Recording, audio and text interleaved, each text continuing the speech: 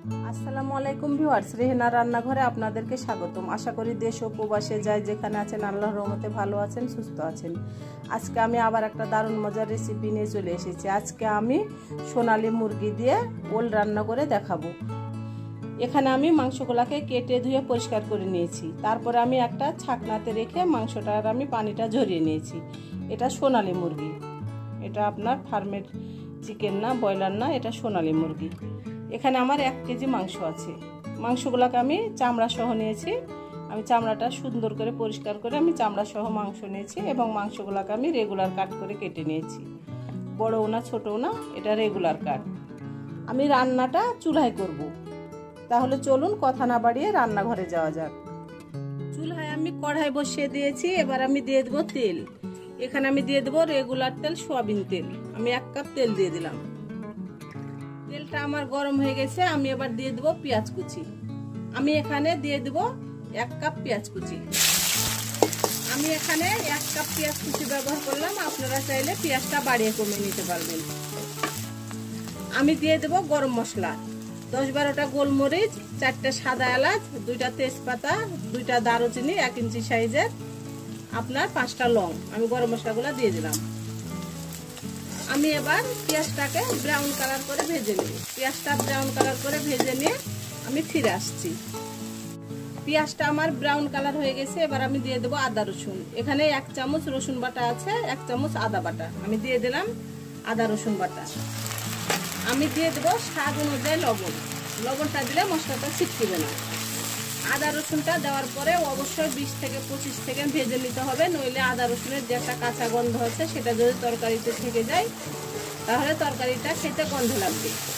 আদা রসুনটাকে আমি 20 থেকে 25 সেকেন্ড ভেজে নিয়েছি। এবার আমি দিয়ে দেবো গুঁড়া মশলা। এখানে আছে মরিচের গুঁড়া 1 চামচ, জিরার গুঁড়া 1 চামচ, ধনিয়ার গুঁড়া 1 চামচ, হলুদের গুঁড়া 1 চামচ। আমি গুঁড়া মশলাগুলো দিয়ে দিলাম। আমি এবার অল্প করে পানি দিয়ে দেবো, গুঁড়া মশলাগুলো যেন পুড়ে না যায়।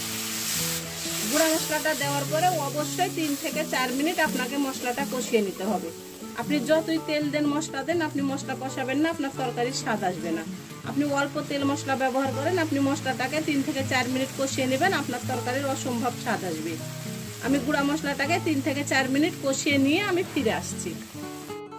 গুঁড়া মশলাটাকে আমি 3 থেকে 4 মিনিট আমি ভালো করে কষিয়ে নিয়েছি। দেখুন আমার তেলটা উপরে ভেসে চলে এসেছে। এবার আমি দিয়ে দেবো মাংস। আমি দিয়ে দিলাম কেটে ধুয়ে পরিষ্কার করে রাখা মাংস। আমি এবার দিয়ে দেবো ওল। ওলগুলাকে আমি এই সাইজ করে কেটে নিয়েছি, কিউব করে কেটে নিয়েছি। এখানে আমার আছে 500 গ্রাম ওল, হাফ কেজি।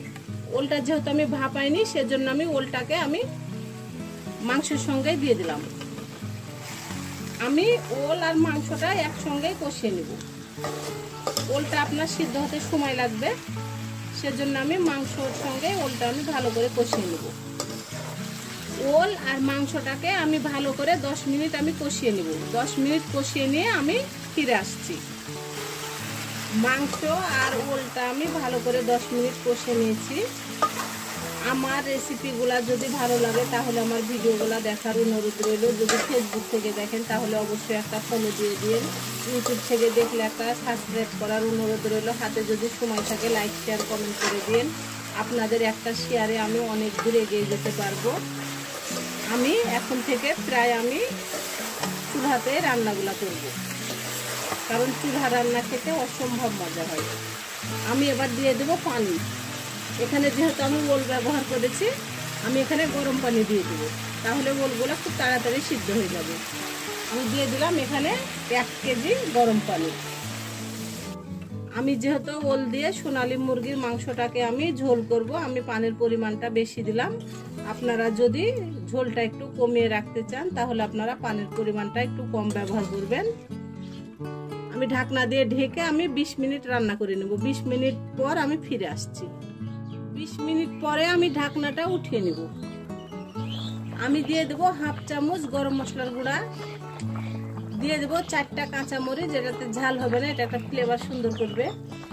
আমি এবার ভালো করে নেড়ে চেড়ে দেবো। আমার মাংসটা প্রায় হয়ে এসেছে। ওল দিয়ে সোনালী মুরগির মাংসটা আমি ঝোল ঝোল করব। এটা ঝোল ঝোল রাখলে খেতে মজা লাগবে। ঢাকনা দিয়ে ঢেকে আমি আরো 10-15 মিনিট রান্না করে নেব। 10-15 মিনিট পরে আমি একেবারে রান্নাঘরে ফিরে আসছি। আমি এবার ঢাকনাটা উঠিয়ে নিলাম।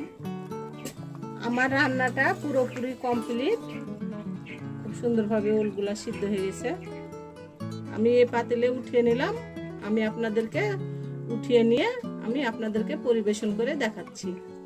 হয়ে গেছে আমার পরিবেশন করা। আশা করি আমার রেসিপিটা অবশ্যই ভালো লাগবে। যদি ভালো লাগে তাহলে আমার চ্যানেলটিতে লাইক, কমেন্ট, শেয়ার করতে ভুলবেন না। বেশি বেশি করে সাবস্ক্রাইব করার অনুরোধ রইল। তাহলে আজকের মতো এখানে বিদায়। আবার অন্য কোনো রেসিপি নিয়ে আসবো। সবাই ভালো থাকবেন। আল্লাহ হাফেজ।